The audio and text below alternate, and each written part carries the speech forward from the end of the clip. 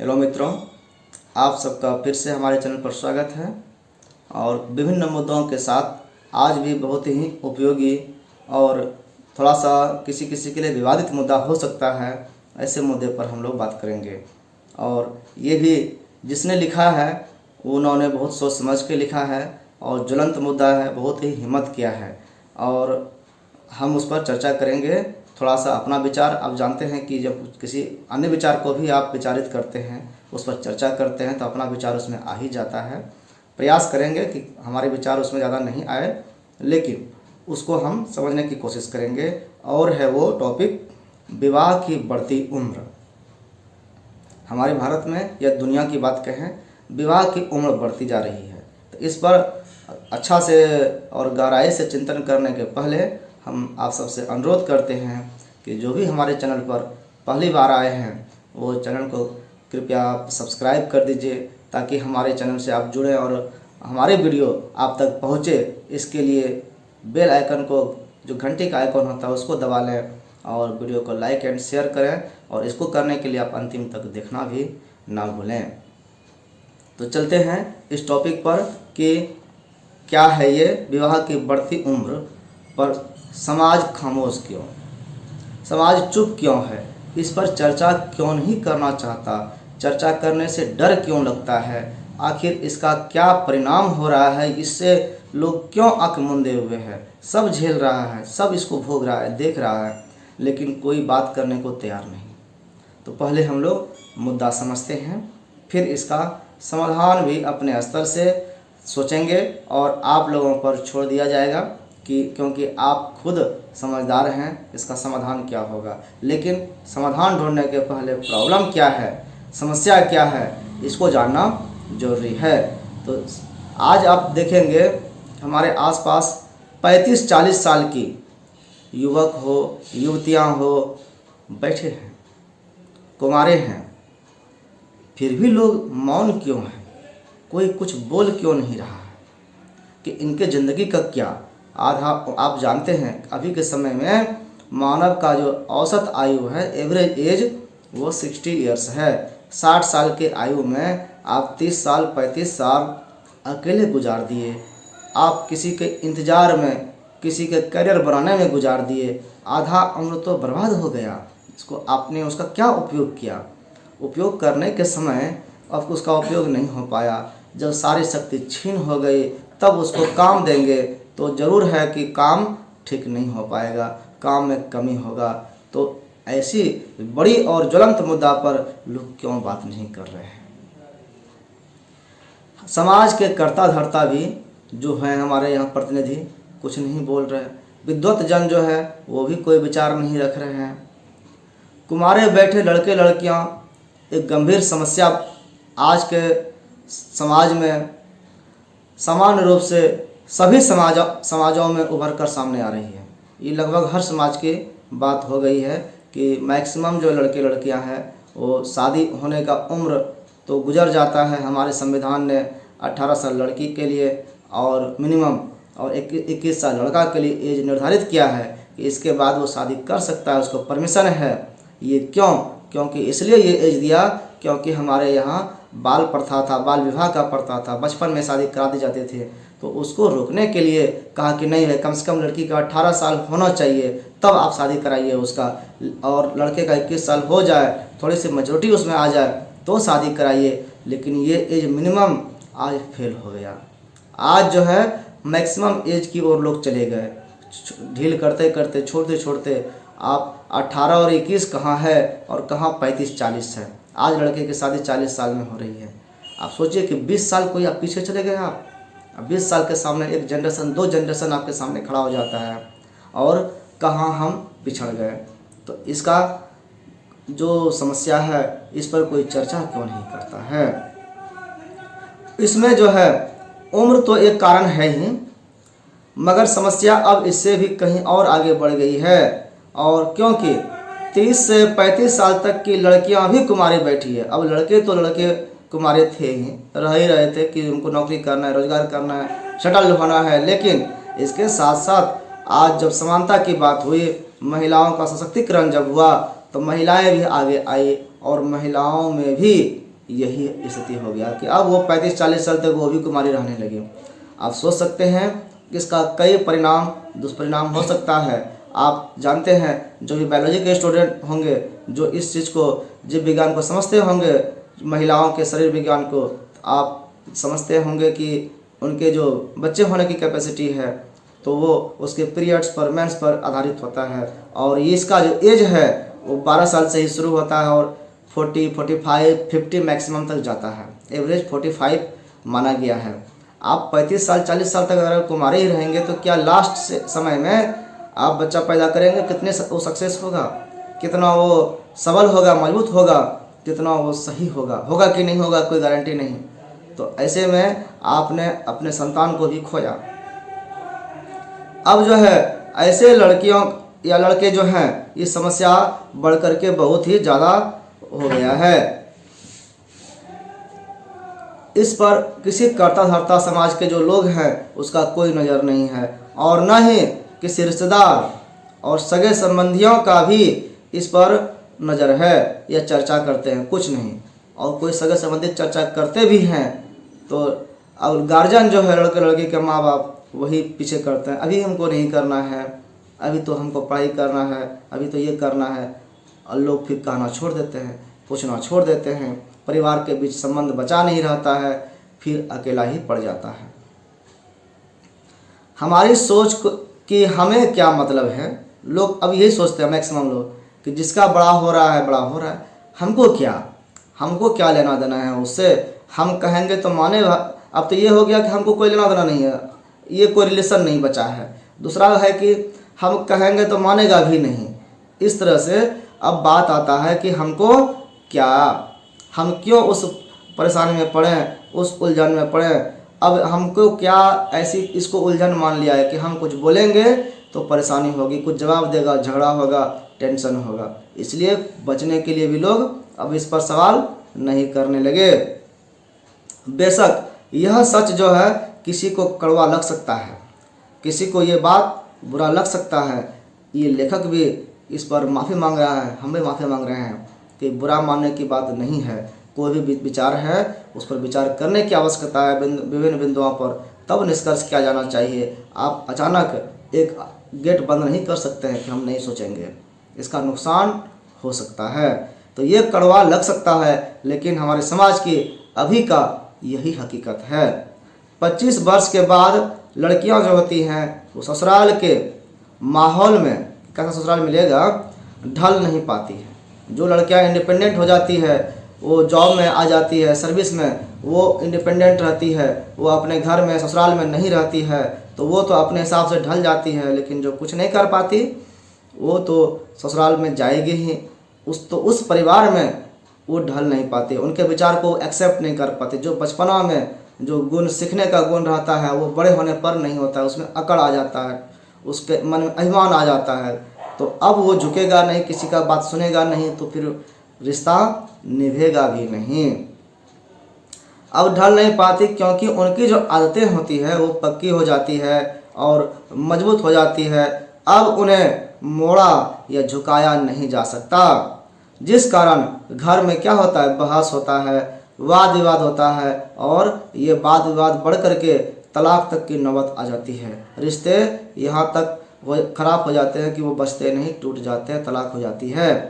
बच्चे जो होते हैं वो भी शरीर फ्लेक्सिबल नहीं रह पाता है और फिर सिजरियन करके, ऑपरेशन करके बच्चे होते हैं, जिस कारण बाद में बहुत सी बीमारी का सामना करना पड़ता है। महिला का शरीर ऐसे कमज़ोर होता है और ऑपरेशन करके और भी कमज़ोर कर दिए तो फिर बहुत सारी परेशानियां, शारीरिक परेशानियां होती है। शादी के लिए लड़की की उम्र 18 साल, लड़के के लिए 21 साल होनी चाहिए। ये बात तो अब आंकड़ों में रह गया है। एक समय था जब संयुक्त परिवार के चलते, जब परिवार कई भाई बहन, दादा चाचा सब मिलकर के रहते थे, संयुक्त परिवार कहलाते थे, बड़े परिवार थे, बड़ा रिश्ता होता था, बहुत लोगों का जुड़ाव होता था आपस में। तो सभी परिजन मिल करके अपने ही किसी रिश्तेदार से, किसी परिचित से शादी संबंध करा देते थे, बालिग जैसे होते थे शादी करा देते थे, तो ज़्यादा परेशानी नहीं होता था, कहीं न कहीं रिश्ता आ जाता था। अब तो स्थिति ऐसी हो गई है कि एकल परिवार प्रथा ने आपसी प्रेम व्यवहार ही खत्म कर दिया है। अब सब लोग अकेले अकेले रहने लगे, तो अपना ही सब कुछ सोचते हैं, और अपना जब सोचते हैं तो किसी अन्य का सोच नहीं पाते। अन्य में अब परिवार भी शामिल हो गया है, एकल परिवार अब आगे आ गया, संयुक्त परिवार खत्म हो गया। तो इस तरह से ये इस रिश्ता पर भी प्रभाव करता है। अब रिश्ते भी नहीं मिलते हैं। अब तो शादी के लिए भी जांच पड़ताल में कोई और नेगेटिव निकाले ना निकाले, अपने ही लोग उसमें नेगेटिव निकाल देते हैं, उसमें कमी दिखा देते हैं। खास सगे संबंधी जो होते हैं वही नेगेटिव निकालते हैं, संबंध खराब कर देते हैं। और इसके कई भी कारण हैं, जैसे कि उच्च शिक्षा और हाई जॉब प्रोफाइल, ये भी उम्र बढ़ाने में एक कारण के रूप में है। अब इस उम्र को बढ़ाने में इसका क्या मकसद है कि उच्च शिक्षा सबको पाना चाहिए। हमारे यहाँ साक्षरता का जो दर है वो बहुत ही कम है। इसको बढ़ाने के लिए सरकार तरफ से, हमारे समाज तरफ, जो भी बुद्धिजीवी है समाज के, उनके तरफ से कई प्रयास किए गए, और शिक्षा का हर घर तक पहुँच हो इसके लिए प्रयास किया गया। तो सबको कहा गया कि भाई जो शिक्षा का स्तर ऊपर जाते जाते उच्च शिक्षा में घट जाता है उसको कैसे बढ़ाया जाए। मैट्रिक जितने लोग पास करते हैं पढ़ाई छोड़ देते हैं, फिर इंटर जाते हुए कुछ जाते हैं छोड़ देते हैं, फिर आगे ग्रेजुएशन करते हैं कुछ छोड़ देते हैं, फिर कुछ जा करके पोस्ट ग्रेजुएशन करते हैं छोड़ देते हैं, कुछ गिने चुने लोग पीएचडी कर पाते हैं। तो उच्च शिक्षा का जो स्तर है वो यहाँ पर संख्या की दृष्टि से बहुत ही खराब हो गई है। अब लोग धीरे धीरे उधर जाने लगे। अब उनके मन में जब प्रेरणा जगी कि पढ़ाई भी करनी है, तो एक कारण बना कि अब अगर शादी विवाह में हम जुड़ जाएंगे तो हमारी पढ़ाई नहीं हो पाएगी, और फिर वो पढ़ाई में मगन हो जाते हैं। तो उच्च शिक्षा एक कारण बन गया विवाह की उम्र को बढ़ाने में। यूँ तो शिक्षा शुरू से ही मूल आवश्यकता रही है, हर व्यक्ति की शिक्षा आवश्यक है सबको, तभी हम शिक्षित होकर के अपने व्यक्तिगत जीवन को और सामाजिक जीवन को अच्छे तरह से जी पाएंगे। लेकिन पिछले 1.5-2 दशक से इसका स्थान उच्च शिक्षा या कहें कि कमाने वाली डिग्री ने ले लिया है। अब संस्कार की बात, अब व्यवहार की बात दरकिनार कर दी गई, और वो कमाने वाली डिग्री ने ले ली कि ऐसी डिग्री लो जिससे कमाई हो सके, ज़्यादा से ज़्यादा धन का आगमन हो सके। पैसे के बाद पढ़ाई में आ गए। शिक्षा कुछ और था और शिक्षा को धन से जोड़ दिया गया, व्यवसाय से जोड़ दिया गया। तो पैसे के लिए पढ़ना है, धन के लिए पढ़ना है। धन कहाँ से होगा? तो नौकरी से। तो नौकरी के लिए पढ़ना है, और नौकरी कौन से? जिसमें ऊपर से मोटी मलाई मिलती हो, सिर्फ सैलरी नहीं, ऊपर से घूस मिलता हो, जहाँ आमदनी एक्स्ट्रा हो, अनलिमिटेड हो। उस नौकरी की ओर सब लोग भागने लगे। और ये कैसे होगा, किस डिग्री से होगा? तो उस डिग्री को पाने की होड़ मच गई। तो ये जो कमाने वाली डिग्री है यही अब प्रमुख हो गया। इसकी पूर्ति के लिए अमूमन लड़के की उम्र जो है 23-24 साल तो हो ही जाती है। आप जोड़ेंगे देखेंगे तो आप जोड़ लीजिए, 10 क्लास तक पढ़ने के लिए 10 साल, फिर इंटर करने के लिए 2 साल 12 साल, 3 साल ग्रेजुएशन करने के लिए 15 साल, 2 साल पोस्ट ग्रेजुएशन करने के लिए 17 साल।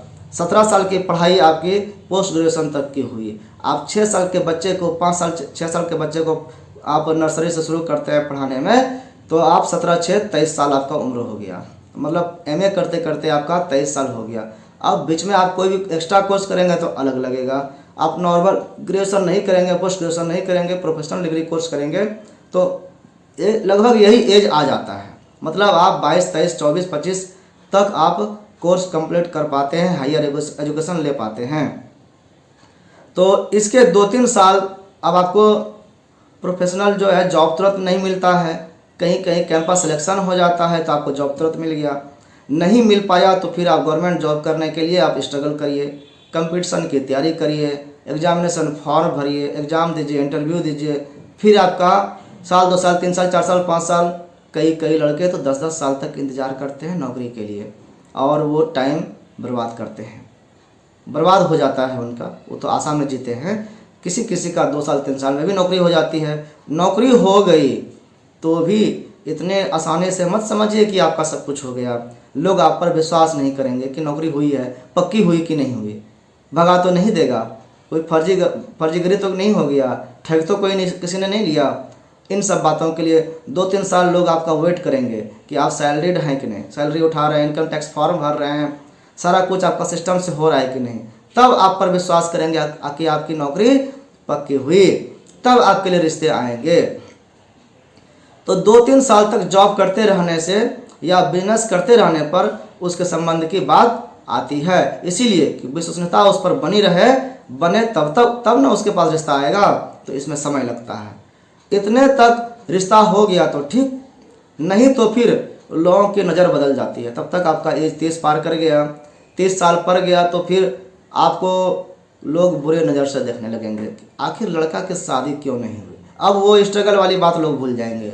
अब आप लोगों का नज़रिया बदल जाएगा कि भाई इतने दिन हो गए, इनको कोई रिश्ता क्यों नहीं मिला।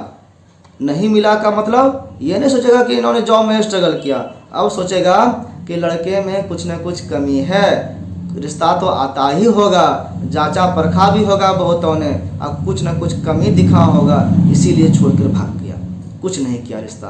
अब कोई रिश्ता जल्दी आएगा नहीं, आएगा तो बहुत सारा उसका एग्ज़ाम होगा, बहुत तरह के टेस्ट होंगे कि लड़का एलिजिबल है कि नहीं। तो बहुत सारे सवाल हो जाते हैं और इसमें फिर परेशानी होती है। तो उच्च शिक्षा अब यहाँ पर लड़के के वैवाहिक ज़िंदगी को भी दूर कर देता है। चिंता की बात है कि ये उम्र का पड़ाव, इस उम्र में चिंता विशेष होकर के फिर हो जाती है। चिंताग्रस्त व्यक्ति अपने जीवन को फिर सुखी तरह से नहीं जी सकता है। इसके का क्या मतलब है चिंता का यहाँ पर? तो प्रकृति के हिसाब से 30+ जब व्यक्ति हो जाता है तो चिंतादायक होता है। न केवल लड़की बल्कि शादी अगर नहीं हुई है तब, शादी हो गई तो ठीक है, शादी नहीं हुई तो लड़के में एक डिप्रेशन का भाव आने लगता है कि हमारा कुछ नहीं हो रहा है, लोग क्या कह रहे हैं, लोग तरह तरह के सवाल करते हैं, कब शादी हो रही है, कब भोज दे रहे हो, कब पार्टी दे रहे हो। अब हो नहीं रहा है, बेचारा डिप्रेशन में जा रहा है। तो ये चिंता अब सिर्फ लड़के तक सीमित नहीं रहता है, अब उसके माता पिता, भाई बहन, घर परिवार और सगे संबंधियों को भी परेशान करने लगती है ये चिंता कि शादी क्यों नहीं हुई अब तक। सभी तरफ से प्रयास करने के बाद भी बात जच गई, रिश्ता कहीं से सेट हो गया कि चलो भाई ये सब चीज़ है, कंप्रोमाइज़ कर लेंगे, हमने समझ लिया कि ये सब कारण से हुआ था ऐसा, चलो अब शादी कर लेते हैं, ठीक है, यहाँ पर बात हो गई। लेकिन हर संभव कोशिश के बाद भी रिश्ता न बैठने पर, रिश्ता हो गया तो ठीक है, नहीं बैठा फिर भी, तो उनकी चिंता और बढ़ जाती है और उसके लिए फिर भटकना शुरू हो जाता है। उनके जो मन में शंका होता है, उस शंका समाधान के लिए वो ज्योतिष के पास जाते हैं, पुजारी के पास जाते हैं, मंदिर जाते हैं, पूजा पाठ कराते हैं, नामी विशेषज्ञ जो होते हैं उनके पास जाते हैं और तमाम उपाय कर लिए तब भी नहीं बना। तो फिर मैट्रिमोनियल साइट पर जाते हैं, शादी.com हो, भारतमैट्रिमोनी.com हो, जो भी विवाह संबंध वाले, जो भी रिश्तेदारी वाला वेबसाइट ऑनलाइन बना है उस पर लोग जाते हैं, रजिस्टर करते हैं, पैसे फूकते हैं। व्हाट्सएप और वेबसाइट का जो ज़माना अभी आ गया है, इस पर बायोडाटा को फेंक देते हैं, फैला देते हैं, प्रसार करते रहते हैं, दो सबको दो, कहीं ना कहीं से ऑफर आएगा। और ये बायोडाटा का जो गणित है इसमें कारगर नहीं होता है, ये सक्सेस नहीं है, लोग विश्वास नहीं करते हैं। बिना किसी मेडिएटर के संबंध होना मुश्किल ही होता है। अभी जब तक कोई कहने वाला व्यक्ति नहीं होगा तो संबंध पर विश्वास नहीं करता है, ना लड़की पर विश्वास करेगा ना लड़का पर विश्वास करेगा, तो रिश्ता वहाँ पर नहीं हो पाता है। मतलब व्हाट्सएप के बायोडाटा पर रिश्ता नहीं होता है, वहाँ भी किसी विश्वसनीय आदमी की आवश्यकता होती है जो मेडिएटर की भूमिका निभाता है। मगर कोई मेडिएटर आज के समय में बनना ही नहीं चाहता है, कारण कि लोग बाद में बदनाम करते हैं, आपने ऐसी शादी करा दी, आपने पहले कहा नहीं, आप जानते थे, फिर जानबूझकर आपने किया है, हो सकता है आपने कुछ घूस खाया है, पैसा लेकर के लड़की का पक्ष ले लिए, किसी ने कहा लड़का के बारे में आपने झूठ बोला, नौकरी थी नहीं पक्की, कई तरह की बातें हैं, रंग गोरा था काला था, कई तरह की बातें हैं, घर था कि नहीं था, ज़मीन था कि नहीं था, पैसे हैं, पैसे वाले है कि गरीब है, समाज में क्या स्थिति है, शादीशुदा है कि नहीं है, कुमारा है कि डाइवोर्स्ड है। बहुत तरह की समस्याएं ऐसी है जिसको सब कुछ नहीं जाना जा सकता है। और ये सारा आरोप किस पर लगता है? अगर ऐसा कुछ निकला तो मेडिएटर पर। इस कारण से आज के समय में मेडिएटर बनना कोई नहीं चाहता। नहीं, हम बीच में नहीं कुछ बोलेंगे, आपको पसंद है तो करिए, नहीं तो मत करिए, यही कहा जाता है आज के समय में। मगर उन्हें कौन समझाए? ऐसे व्यक्ति जो मेडिएटर बन सकते थे, जिनको बनना चाहिए था बीच में बिचौलिया, वो नहीं बनते हैं। तो उनके लिए कहा जा रहा है कि उनको कौन समझाए कि भाई जब हम किसी के मेडिएटर नहीं बनेंगे तो फिर हमारा भी कोई मेडिएटर बनेगा क्या? हमारे घर में भी बच्चे बच्ची होंगे, तो उनका मेडिएटर कौन बनेगा? उनका समाधान कौन करेगा? तो समाज फिर एक दूसरे का मदद अगर नहीं करेगा तो नहीं चलेगा। आप किसी का मदद करते हैं तो आपका भी कोई मदद करेगा। आप सबसे मुंह मोड़ेंगे, आप किसी का मदद नहीं करेंगे तो आपका मदद कौन करेगा? आपका भी मदद कोई नहीं करेगा। तो ये तो सोचना होगा उन लोगों को जो साइड होकर के बचना चाहते हैं, जो किनारे हो जाना चाहते हैं, थोड़ा सा टेंशन नहीं लेना चाहते। भाई आप किसी लड़के के किसी लड़की की शादी करा देते हैं तो बहुत बड़ा पुण्य का काम होता है, इसको करना चाहिए। जहाँ तक हो सके आगे आना चाहिए। थोड़ी बहुत कमी हो तो आप छिपा सकते हैं, मैक्सिमम प्रयास करिए कि बात बन जाए, वहाँ तक सच्चाई बता सकते हैं तो बताएं। तो यही प्रयास करना चाहिए, क्योंकि ऐसा सबके साथ समस्या हो सकता है। आज किसी और के साथ है, कल हमारे साथ हो सकता है।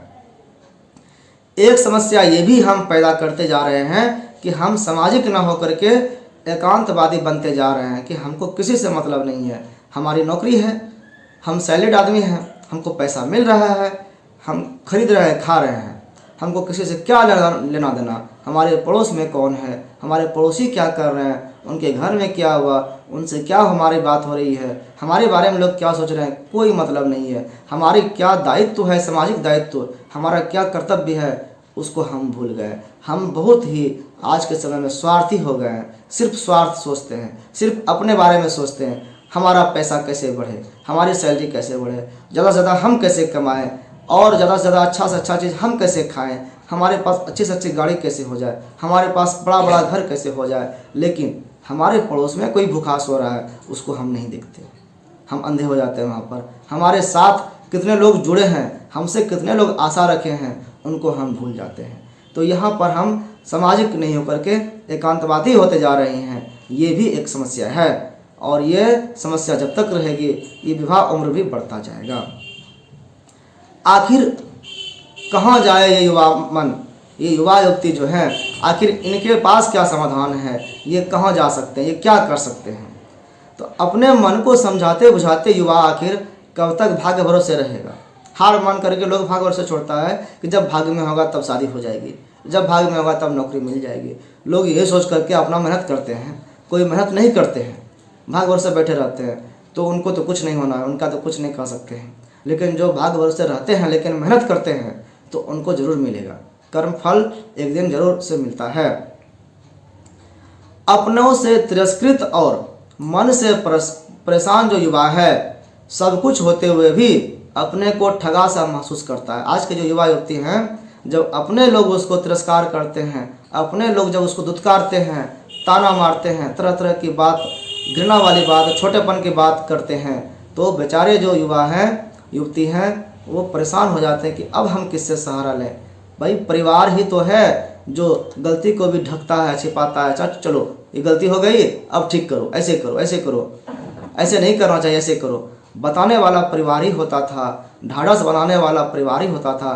आज परिवार ही ताना मारता है, चुभाता है, कांटे की तरह बात। तो भाई परिवार ही जब उसको ठेलेगा, मारेगा, पीटेगा, तो उसको समझाएगा कौन?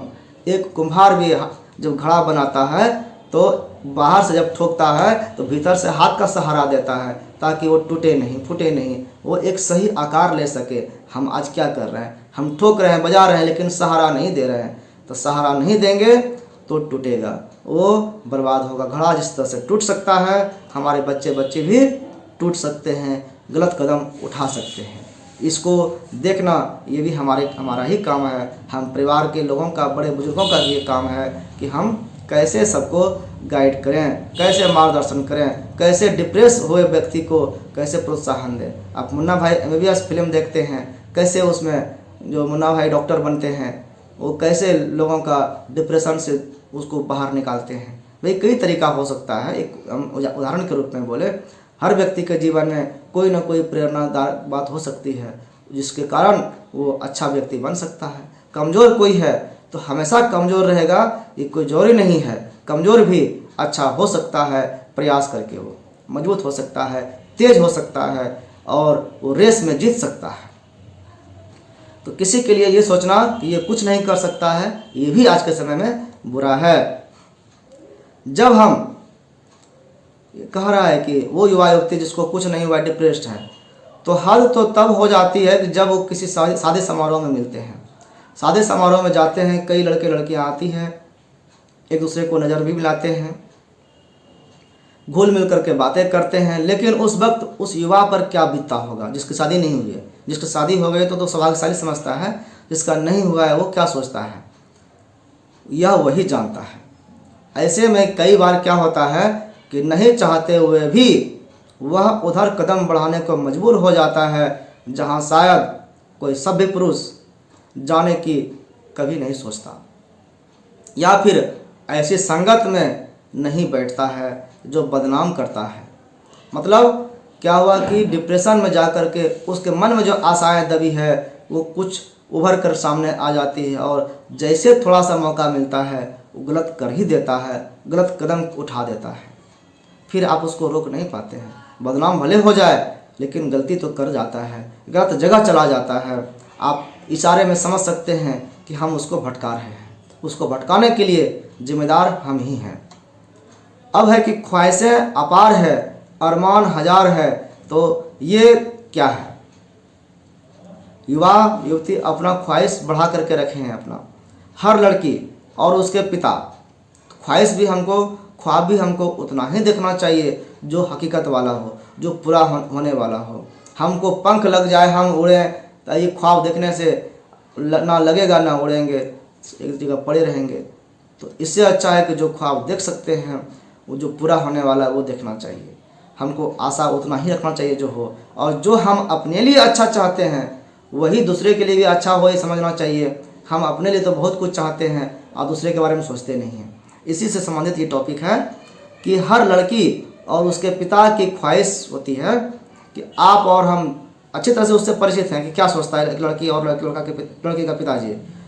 पुत्री के बनने वाले जीवन साथी जो हों, मतलब हमारा जो जमाई बाबू हो, दामाद हो, मेहमान हो, पाहुना हो, उसके यानी जीवन साथी का खुद का घर हो। लड़का कैसा हो? उसका अपना घर हो, अपने नाम पर घर हो तो बेटर, कार हो अपना, परिवार की जिम्मेदारी नहीं हो, अब उस पर लोड नहीं हो, खाली पैसा कमाए, उसको खर्चा कराने वाला और कोई नहीं हो, घर से कोई उससे कुछ नहीं मांगे, उस पर किसी तरह का प्रॉब्लम नहीं हो, सिर्फ हमारी बेटी उसका उपभोग करे। ये चाहता है कि उसका अपना घर हो, कार हो और परिवार की जिम्मेदारी नहीं हो, कमाई अथाह हो, घूमने फिरने और आज से युग के हिसाब से जीने का शौक़ रखता हो ताकि हमारी लड़की को खुश रखे। तो और कमाई इतनी तगड़ी हो कि सारे सपने पूरे हो जाएं, जो भी सपना देखे सब कुछ पूरा हो जाए। अब तो यह तब बात बनेगी, तब हम उस लड़के को पसंद करेंगे, तब उस लड़के से हम अपने लड़की का शादी करेंगे। इतना बड़ा ख्वाब लड़की और लड़के के पिताजी देखते हैं, लड़की के पिताजी। अब हालांकि सभी की अरमान ऐसे नहीं होते हैं, कुछ व्यक्ति ऐसे होते हैं जो हकीकत में ज़िंदगी जीते हैं, लेकिन चाहत तो सबकी यही होती है, अंदर से सब यही चाहता है। शायद हर लड़की वाला यह नहीं सोचता कि उसका भी लड़का अगर है, लड़की वाले का भी लड़का होता है ना, लड़की का भाई भी तो होगा।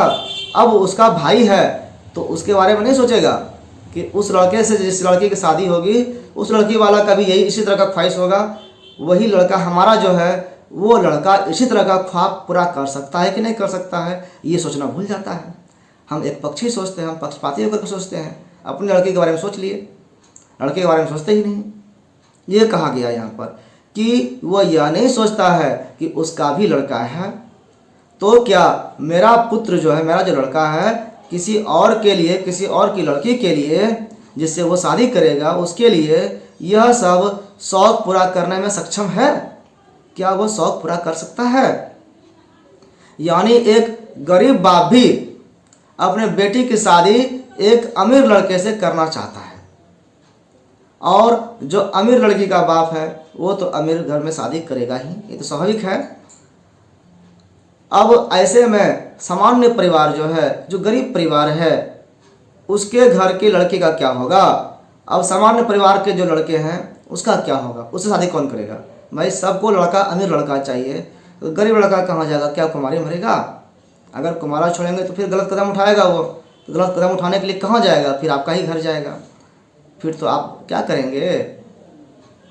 समस्या हल नहीं होता है। यह एक चिंतनीय विषय है, सभी के सामने ये समस्या खड़ा हो आता है। संबंध करते वक्त एक दूसरे का व्यक्तित्व या परिवार देखना चाहिए, ना कि पैसा। इसलिए क्या करना चाहिए? पैसा ही सब कुछ नहीं है, व्यक्ति का व्यक्तित्व देखना चाहिए, उसके परिवार का व्यवहार सम्मान देखना चाहिए, समाज में क्या स्थिति है, कैसा उन लोगों का विचार है, व्यवहार है, एक दूसरे का कैसे ख्याल रखता है, ये देखना चाहिए। पैसा कभी टिकता नहीं है, पैसा किसी का हुआ नहीं, ना होगा। आज पैसा है, कल पैसा नहीं रहेगा।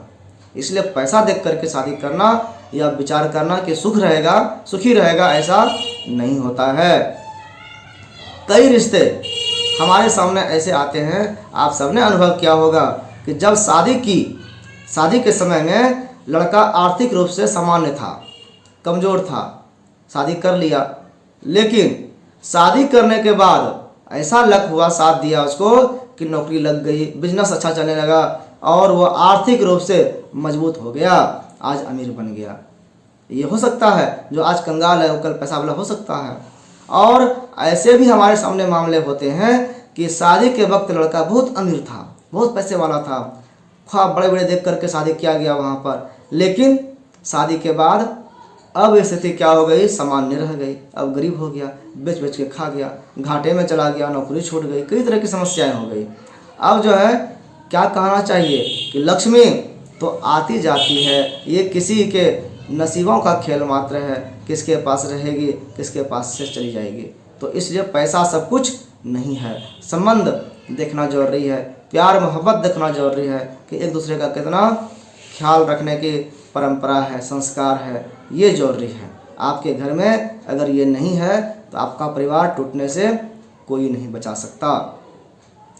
ऐसा क्यों नहीं होता समाज में कि समाज सेवा करने वाले लोग जो हैं आज अपना नाम कमाने के लिए लाखों रुपये खर्च करने से नहीं चूकते। मौका मिलेगा कि आपका नाम पेपर में छपेगा, आपका नाम से आपको कुछ मेडल मिल जाएगा, आपका नाम समाज में प्रचारित होगा, टीवी पर आइएगा, तो बहुत खर्चे कर देते हैं।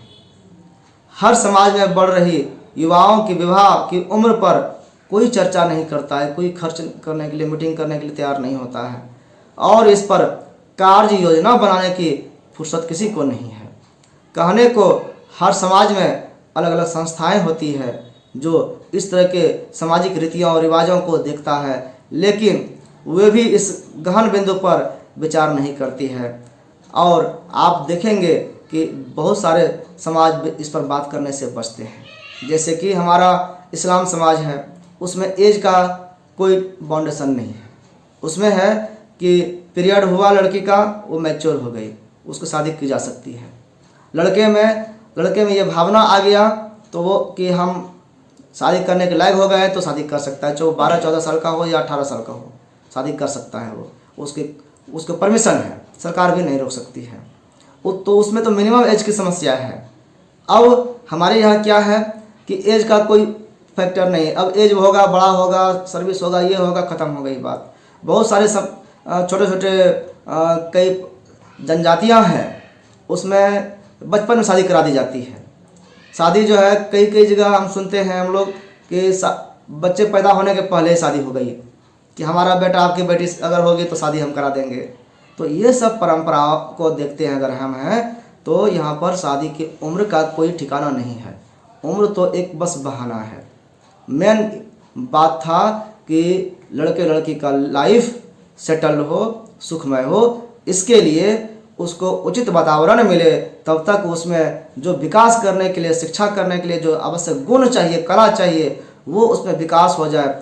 व्यवहारिक रूप से वो सामाजिक हो जाए। व्यक्तिगत जिंदगी छात्र का होता है, छात्र अपने जीवन में सामाजिक जीवन को जीता है, उसको सीखने की कोशिश करता है, क्योंकि वो कल का नागरिक होगा। जब नागरिक होगा 18 साल के बाद, तो वो समाज की जिम्मेदारी को ले चल सके, ऐसी उसमें खूबी हो जाए, ऐसा गुण हो जाए, तब वो समाज का वजन ढो सकता है, परिवार का वजन ले सकता है, जिम्मेदारी ले सकता है। इस लायक उसको बनाने के लिए शिक्षा दी जाती है। लेकिन शिक्षा का महत्व इससे हट गया और शिक्षा का महत्व के जगह पर पैसा आ गया। हर जगह पैसे पैसे पैसे के कारण ये सारा माहौल बिगड़ा है। अगर माहौल को सही करना है, इन सब समस्याओं से बचना है, और लेट में शादी करने से जो समस्याएं होती है, चाहे वो प्रेगनेंसी की हो, बर्थ डिलीवरी की हो, या फिर शारीरिक बीमारी की हो, इन सब से बचना है, सामाजिक जिम्मेदारियों से बचना हो, कई लोग तो सुसाइड कर जाते हैं, इन सब से बचना हो तो हम सबको जागरूक होना पड़ेगा। हम सबको एक बार सोचना पड़ेगा कि पढ़ना है, सीखना है, जॉब करना है, शादी के बाद भी की जा सकती है। बहुत सारे हमारे सामने वो भी एग्जाम्पल मिलेंगे। हमारे समाज में विविध प्रकार के लोग होते हैं, बहुत सारे ऐसे देखेंगे आपको कि शादी किए, शादी करने के बाद सामाजिक जिम्मेदारी उठाए और थोड़ा सा करके बच्चे उच्चे दो हो गया, उसके बाद फिर पढ़ाई आए और बड़े बड़े जॉब को अचीव किए, अचीवमेंट पाए हैं, उन्होंने IAS अफसर तक की नौकरी पाई है। तो आप इससे प्रेरणा लें और अपने आप को प्रेरित करें कि हम अपने आसपास के सामाजिक इस बुराइयों को दूर करने की कोशिश करें, सबको सामान्य धारा में ढालने की कोशिश करें, लाने की कोशिश करें। इसी विचार के साथ आप सबका बहुत बहुत धन्यवाद कि आपने हमारी वीडियो को, चूँकि लंबे वीडियो हो गई है, अंत तक देखा, तो इसके लिए आप सबका बहुत बहुत धन्यवाद। नमस्कार।